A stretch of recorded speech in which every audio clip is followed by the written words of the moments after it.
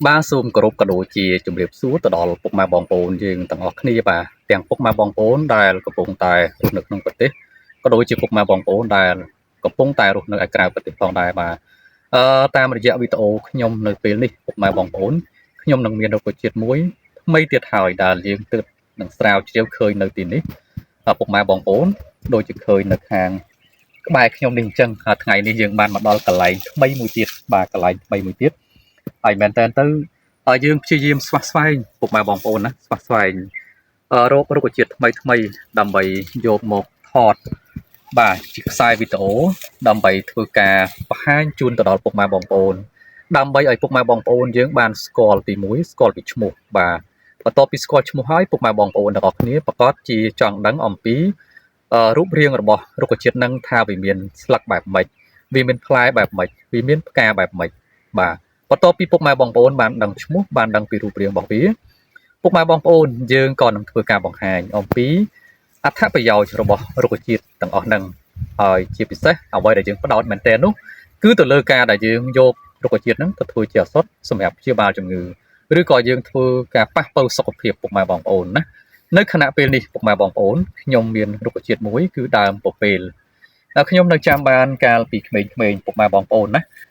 ចំពោះដើមពពេលនេះគេច្រើនតែយកសបករបស់វាបាទទៅដាក់ជាមួយទឹកត្នោតហើយជួយធ្វើឲ្យទឹកត្នោតហ្នឹងវាមានលក្ខណៈថ្លាហើយធ្វើឲ្យទឹកត្នោតហ្នឹងមានលក្ខណៈផ្អែមឆ្ងាញ់ហើយឈ្ងុយទៀតណាអានេះកាលខ្ញុំនៅក្មេងៗខ្ញុំតែងតែឃើញពុកម៉ែបងប្អូនដែលគាត់នៅក្នុងភូមិណាគាត់ធ្វើត្នោតអញ្ចឹងគាត់ប្រើសបកពពេលនេះឥឡូវនេះខ្ញុំបានមកស្វែងរកឃើញហើយជាមួយដើមពពេលនេះឯការពិតទៅដឹងតែពពេលហ្នឹងប៉ុន្តែអត់ដឹងថា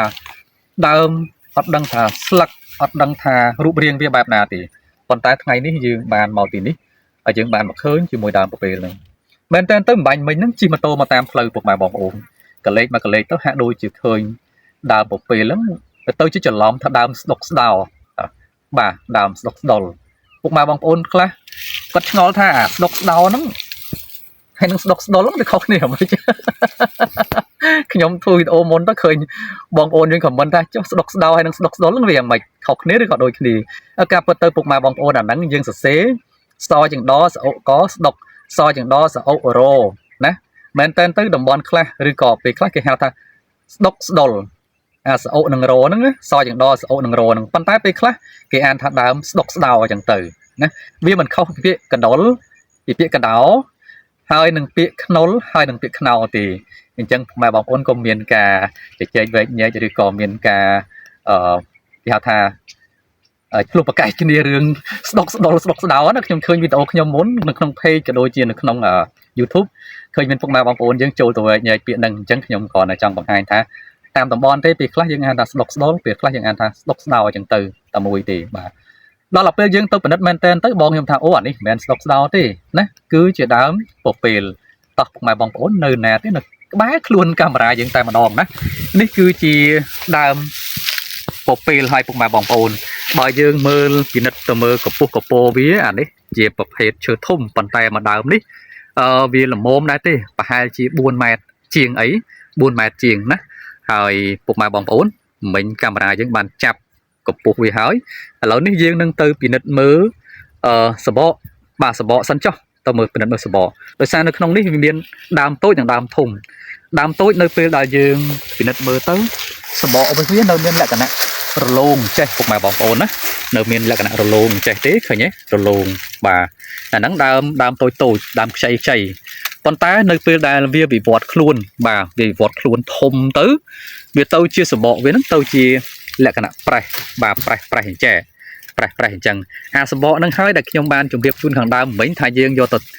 ដាក់នៅក្នុងទឹកត្នោតបាទទឹកត្នោតផ្អែមណាទឹកត្នោតផ្អែមបាទដើម្បីទី1ឲ្យទឹកត្នោតហ្នឹងវាថ្លាល្អទី2រសជាតិផ្អែមទឹកត្នោតហ្នឹងវាមុតហើយទី3ធ្វើឲ្យស្ករហ្នឹងវាកាន់តែមានលក្ខណៈផ្អែមណាហើយ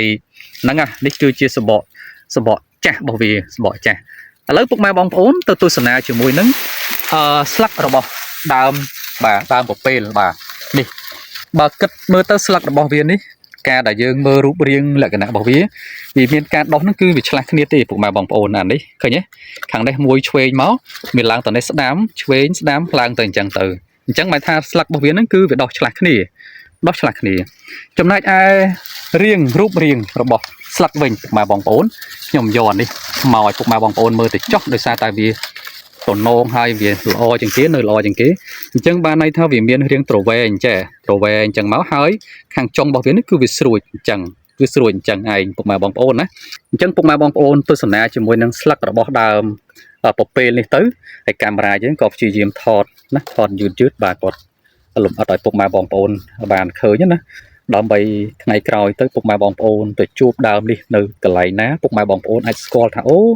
ដើមនេះជាដើមពពេលបាទដើមនេះជាដើមពពេលហើយបាទពុកម៉ែបងប្អូនមានតម្រូវការយកទៅប្រើប្រាស់ហើយជាពិសេសបងយើងដែលគាត់ប្រកបរបរធ្វើត្នោតបាទប្រកបរបរធ្វើស្ករហ្នឹងគាត់យកសម្បកវាទៅប្រើប្រាស់ទៅហើយមួយវិញទៀតពុកម៉ែបងប្អូនយើងដែលមិនទាន់បានស្គាល់ជាមួយនឹងដើមពពេលឬក៏ស្លឹកពពេលនេះអាចទស្សនាទៅអញ្ចឹងថ្ងៃក្រោយក៏យើងអាចស្គាល់បានដែរហើយអត្ថប្រយោជន៍ហ្នឹង